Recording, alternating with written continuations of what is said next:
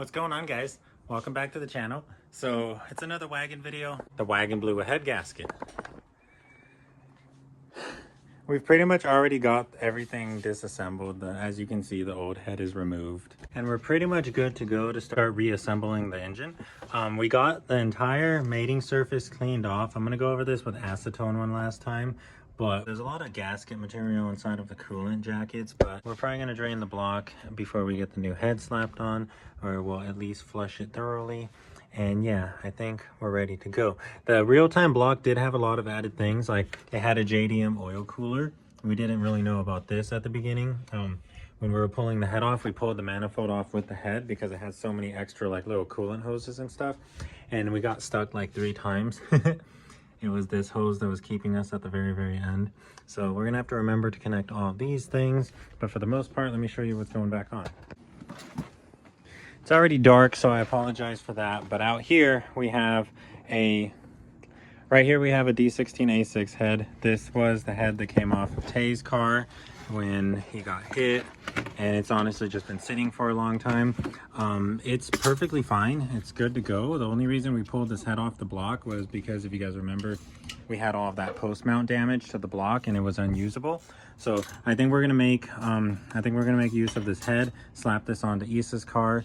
The ZC head is that one right there, but this head was like really badly overheated, and I really think that this should go to the machine shop and at least get a resurface, if anything, before we run it. Here is the head gasket that came off of the car. Tay's car. Oh, this came off of Tay's car? Yeah. Okay, this isn't Issa's head gasket. Issa's head gasket is this one. This is pretty much what it looked like. It was an OEM. Oh no, actually, this was not an OEM gasket. This was a Falpro gasket. Right? It has the blue stripes. Yeah, it is the same gasket. Okay, so now we know that the ZC was at least opened up and at least got a head gasket at some point in its life. But this is the old gasket. This is the gasket that got way overheated. We weren't really paying attention to the temp gauge for a while because it wasn't working. And when it was working, it just slowly started climbing up in temp, and we totally missed that. It made like a diesel truck sound when it finally popped. But yeah, that's what that looks like. So we're just getting all the little things thrown onto this head before we get this head thrown onto the car. And before we do any of that, check out what we're gonna do. So to ensure that this head gasket stays sealed this time, we are going to be using some head studs. Head studs are pretty cool. I don't know if you guys are experienced with head studs, but this is a surefire way to make sure your head gasket job is a permanent head gasket job. These have a lot more clamping force and consistency than head bolts, and they're a lot safer to use because once you get them like threaded into the block, they're not really going to strip out the block. I've had some recent annoyances stripping out head bolts on blocks. So pretty much done here. All I was doing was going through cleaning the threads of the studs. If they would focus, it's not going to focus, but I was cleaning the threads of the studs, and I was also cleaning the threads inside of the block. You want all of these to go in super smooth, and you cannot have any liquid on the inside. The paper is not the best thing to use. At least use a shop towel. But I was taking paper and I was like twisting it up, and I was sticking it inside of here, and I was absorbing all of the water and all of the oil and just any other contaminants. See how this is going in like super smooth? That's what you want. You want it to just go in super smooth. It should be hand tightened. See how I'm only using one finger, and that's it. That's pretty much all you should be doing. So I have all of the head studs installed, and that's ready to go. Let's go outside. Issa was over here moving over his old valve train to the new head. One thing I wanted to show you guys is this cam has like a counter gear, or has like a counterweight at the end of it. Like, check that out. It's offset and it doesn't interfere with anything. I don't know if that's solely to swish oil around and get better oil pressure for the head, or if that's actually like a counterweight for, I don't know, higher RPMs. But the original cam that came out of the A6, this is a D16A6 cam, this did not have that weight. See, it's just, there's nothing here. But then when you look at the ZC cam, it has it. And it spins freely in the A6 head. There's no interferences. So we're gonna rock it, because you know it's part of the original rotating assembly to the ZC. So at the end of the day, we're getting a very refreshed head. This is gonna look a lot better than Sludgy McQueen over here. Jesus. These mating surfaces are all cleaned up, the intake and the head. Right now, Issa's kind of cleaning up the valve cover mating surface, but for the most part, we're done. We're gonna slap on the rocker arms. These are the original rocker arms to the D16A6, and then we'll obviously take the ZC's valve cover because the A6's valve cover is destroyed.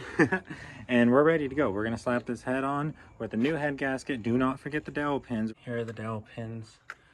For non-VTEC single cam, your dowel pins go on these two head studs in the front. Just like that. Do not forget your dowel pins because your dowel pins pretty much lock everything in place. When the engine is at high temperatures, high RPMs, it keeps your head gasket from shifting around. It also keeps your head from shifting around. So don't forget your dowel pins, they're important.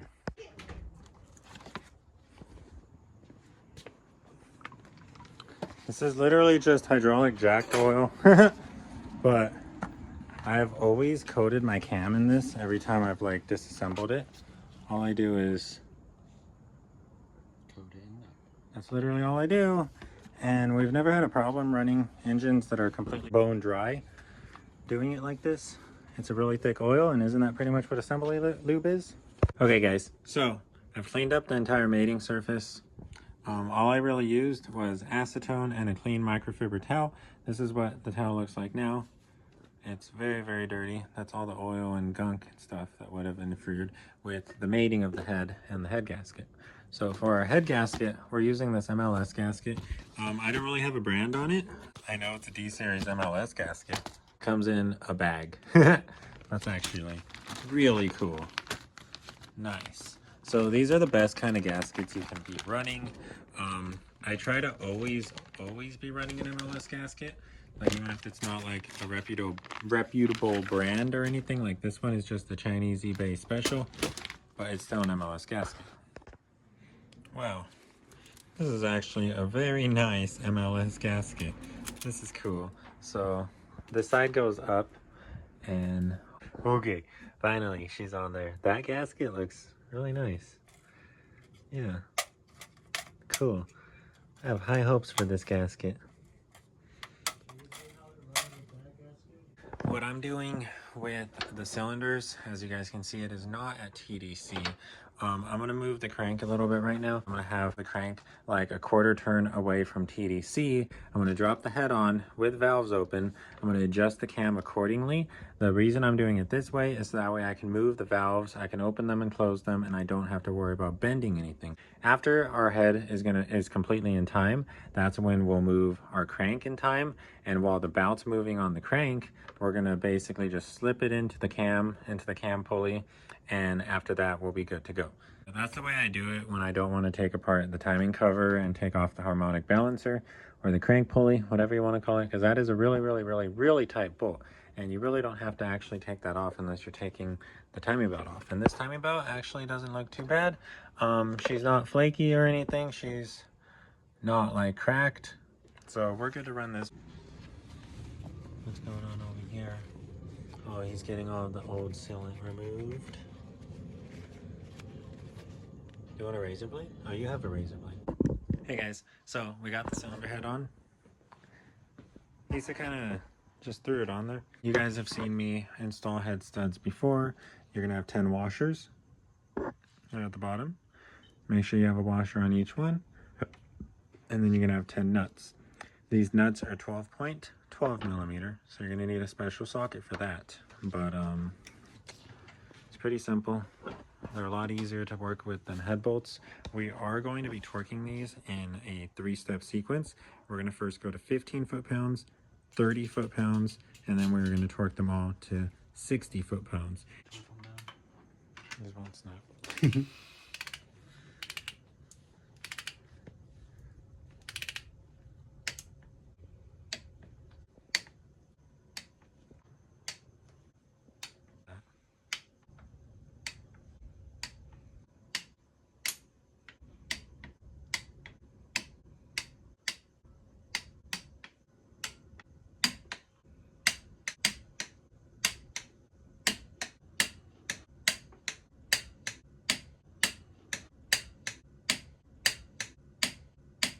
We're good. No, God, dude, that was funny. That's scary. I've already like messed up 5 bolts in the past month. Hey guys, what's going on? It's a new day on this project. Yesterday you saw Issa torque down the head and the head studs. We got everything torqued down to 60 foot-pounds and everything is even. Everything went down. Got good clamping force. I'm not worried about that. I just did the timing belt. Right here, timing gear is pointed up, right? We have one mark right there. That mark needs to line up with this. And then over here, we have another mark. That mark needs to line up with this guy. As you can see, it looks like the pulley needs to turn a little bit this way, and that is true. That is only because it is not tensioned yet. This is still very, very loose, so we're not worried about that. Then down here, I don't know if you guys can really see it, but we pretty much have 3 marks on the crank pulley. You want the arrow to be pointed at that middle mark. You guys see how it's pointed at the middle mark? That is in time for your crankshaft. So once we get these 2 things in time, we need to tension it down. And to use the automatic tensioner, I know Dana and a lot of other guys don't really like to use the auto tensioner. I don't either, but we have a timing cover, so I'm not going to deal with trying to stick something in there and pull the tensioner up. We're just going to use the auto tensioner. Turn the engine over slowly 3 times, and after 3 full rotations, your belt should be a lot tighter. And if it is a lot tighter, then you are good to torque down your tensioner bolt. The tensioner bolt is peeking out through a little hole in here. I'm not really going to show that to you guys, but if you can get a little 14 millimeter in there, then you're good to go here. I will update you guys when it's all tensioned. Oh, what the heck? Well, I mean, I guess it's been like that this whole time. So you know how on the other video when I was putting the max speeding rods belt on and it had arrows, and then I flipped the belt because my arrows are going the wrong way? No, your arrows are going the wrong way. Okay, cool. We double and triple checked timing, and timing is good.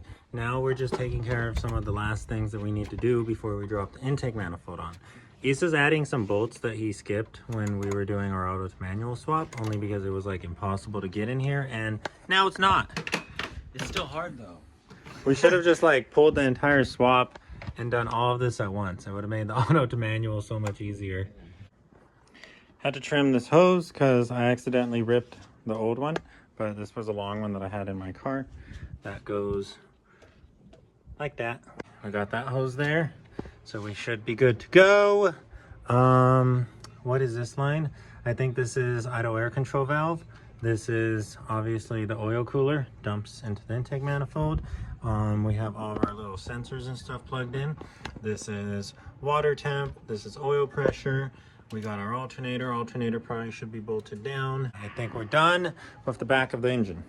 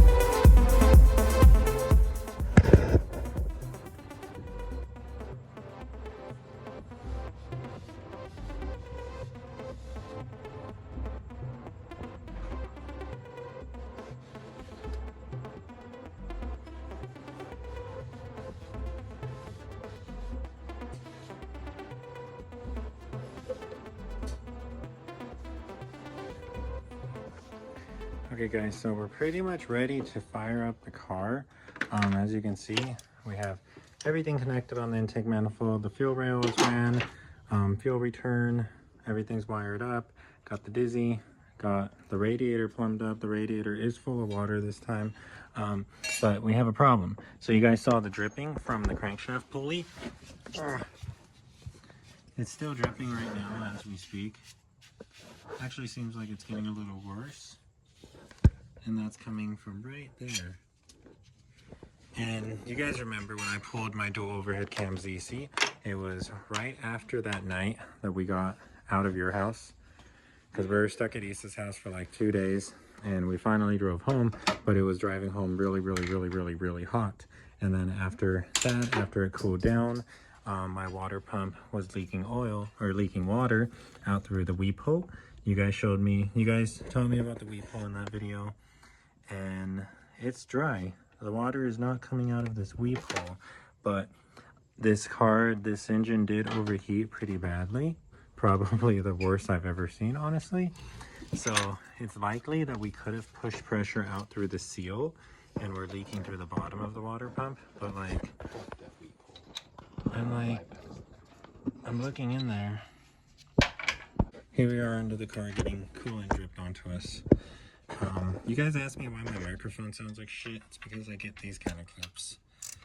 But as you can see, the water is indeed coming straight from the middle of the crank pulley. Well, that doesn't look very good. No, that doesn't look good at all. Hey guys, it's 1 a.m. and I mean, obviously the wagon's not done. We're probably gonna have to go and change the water pump tomorrow, but we're gonna at least try to start it right now. No power steering pump, no AC, alternator valve is connected. Got everything on the intake manifold, even the PCV valve is connected. Got our dizzy on, got our battery in. We have our radiator fan, no AC fan yet.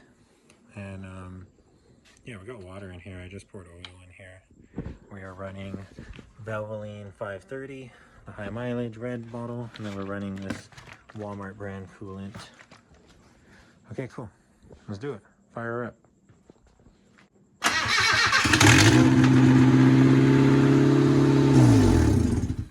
Okay, that's it for now.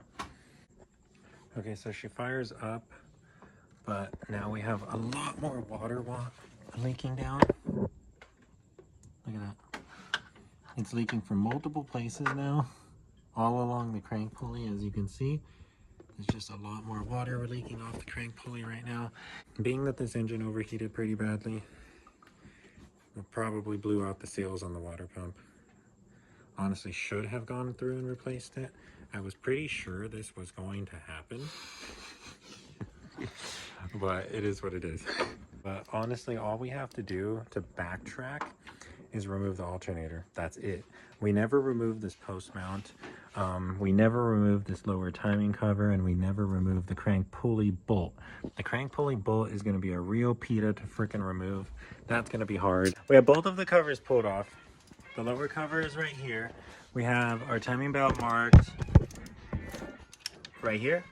And then we also have our timing belt marked way down here where Issa is.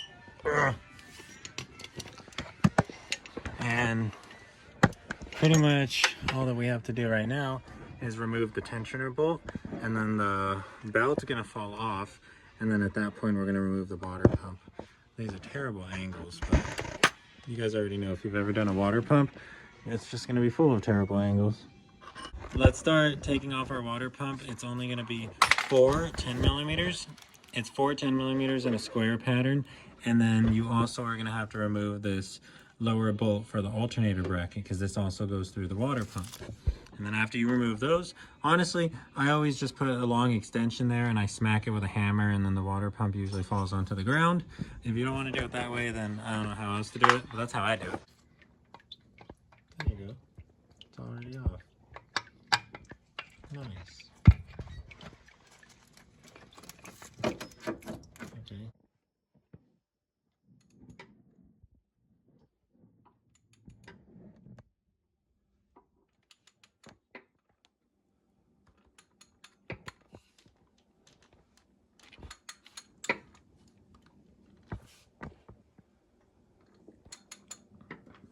Looks pretty good. It's all spinning. So we installed one of these here Duralast AutoZone new water pumps. Part number is, I don't know if that's the part number, but that's the little label on the box. And now we're finally getting to the end of this wagon video, guys. Very, very soon we're gonna have this thing completely back together and we're gonna be driving around in it.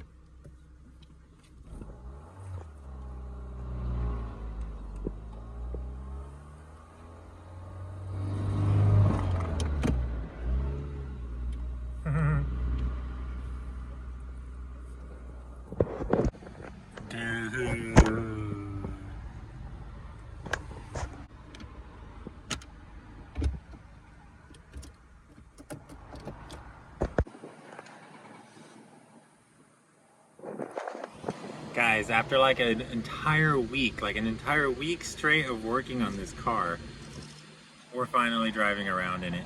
It feels awesome. It feels really smooth. Like, this thing's fun to drive. It doesn't really feel like I'm in an EF. It feels like I'm driving a truck. This throw is so long. The seat is like so far forward. It doesn't feel like my CRX at all, but like, it is so much funner to drive now. We have been holding temp. This has been like the second, maybe the third heat cycle that this engine has gone through, and so far so good.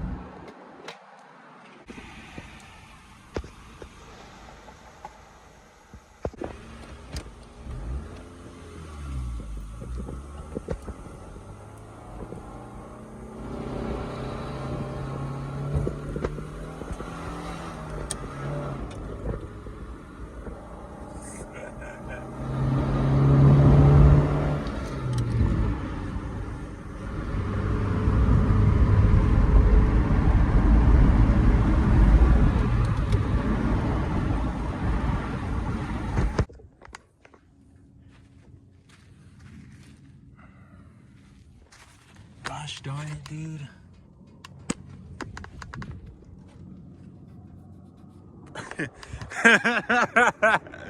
Guys. The wagon's just gonna test us and always make this job longer. So we did not torque down the crank pulley bolt. I just hit it with the impact and it wasn't really that good. I gave it like 2 Ooga Doogas instead of like 10. So the crank pulley bolt fell off, and then the wagon started making kind of like a weird noise. So I pulled over and I went to go and check it out, and I noticed, oh crap, our freaking timing belt is walking off. And I was like, why is the timing belt walking off? And then I started to notice that all of these accessory belts were kind of all just hanging. And yeah. Jesus. So this isn't very good because I didn't bring shoes. Oh man. Okay, let's figure this out. Okay, Issa stayed with the wagon. I'm back at home. I'm back at my CRX. I have another crank pulley bolt. Let's go save Issa. He's not that far off. Okay guys, so we fixed the wagon.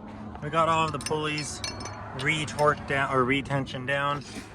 We have our crank bolt torqued down. Well, I mean, it's impacted on. We put a bunch of Ooga Doogas this time. So it shouldn't be going anywhere. And we should be good to go now. Issa's just tensioning down the power steering belt and then torquing down that pulley. But yeah, I think we're good to go.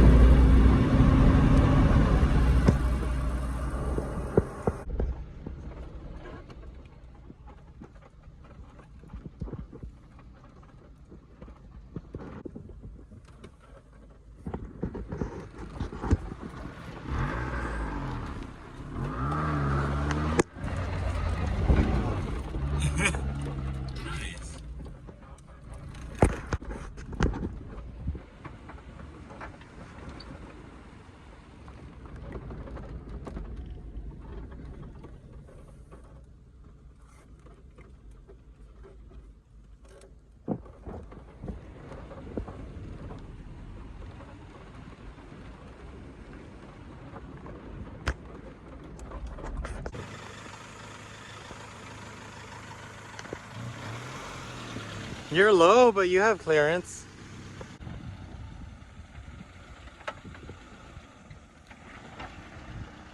Oh yeah.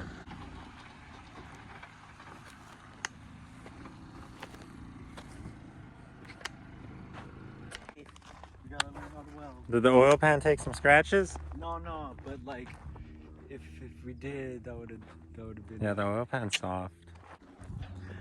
What's going on, you guys? That's gonna wrap it up for the video. The wagon is finally back on the road and off the road.